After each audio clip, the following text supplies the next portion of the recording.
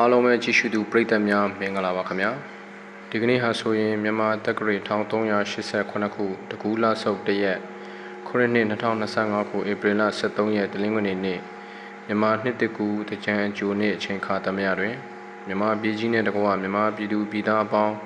စိတ်ဤချမ်းသာခြင်းကိုယ်ဤကျန်းမာခြင်းနှင့်တကွကကြီးသုံးပါးမှအမြတ်ဆုံးကင်းဝေးပါစေကြောင်းကျွန်တော်တို့ရဲ့ပေါက်ကြီး channel ကနေပထမဆုံးအနေနဲ့ဆုမွန်ကောင်းတောင်းမြတ်တာပို့သလိုက်ရပါတယ်ခင်ဗျာကြည့်ရှုသူမြန်မာပရိသတ်များသိကြတဲ့အတိုင်းမြန်မာပြည်ကြီးဟာဆိုရင်ယောဂဗျဘေးဆီလက်နက်ဘေးငတ်မို့ခေါင်းပေါမှုဘေးဆိုတဲ့ကကြီးသုံးပါးကိုမြန်မာပြည်သူပြည်သားများခံစားနေကြရတာနှစ်အတော်ကြာခဲ့ပါပြီ2020ခုနှစ်မှာစတင်ဖြစ်ပေါ်ခဲ့တဲ့ COVID-19 လိုမျိုးယောဂဗျဘေးအန္တရာယ်တွေ2023ခုနှစ်မေလ14ရက်မှာဖြစ်ပေါ်ခဲ့တဲ့မောခါမုန်တိုင်းလိုမျိုးသဘာဝဘေးအန္တရာယ်တွေ2024ခုနှစ်ဇူလိုင်လနဲ့ဩဂုတ်လအတွင်းမှာဖြစ်ပေါ်ခဲ့တဲ့ရေကြီးရေရှမ်းမှုသဘာဝဘေးအန္တရာယ်တွေ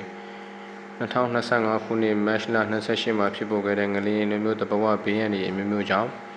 လူပေါင်းထောင်နဲ့ချီတည်ဆုံးပြီးအိမ်ရှိအိုးအိမ်ပေါင်းသိန်းနဲ့ချီပျက်စီးခဲ့ပါတယ်2021ခုနှစ်ဖေဖော်ဝါရီလရက်နေ့မှာ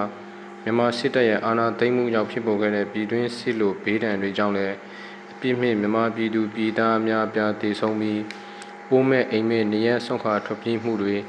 အစာရေစာငတ်မုတ်ခေါင်းပါမှုတွေကိုယခုချိန်ထိမြင်နေရကြားနေရဆဲဖြစ်ပါတယ်။ယခုလိုနှစ်သက်ကိုအချိန်ခါတမရတွင်မြန်မာပြည်သူပြည်သားအပေါင်းတဦးနဲ့တဦးစီလုံးညီညွတ်စွာဖြင့်မေတ္တာစေတနာထားနိုင်ကြပါစေ။တရားတရားပွားနိုင်ကြပါစေ။နှစ်သက်ကိုအန္တရာယ်ကင်းကင်းနဲ့ဖြတ်ကျော်နိုင်ကြပါစေ။မြန်မာပြည်ကြီးလည်းအမြန်ဆုံးကျန်းမာရွှင်လန်းပါစေကြောင်း